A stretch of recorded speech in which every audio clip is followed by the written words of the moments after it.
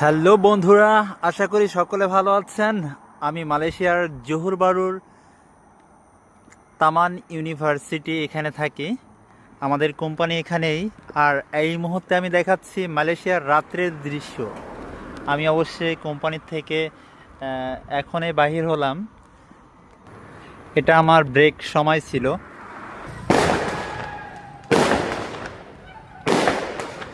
ঠিক আমার সামনে আপনারা দেখতে পাচ্ছেন একটা হোস্টেল।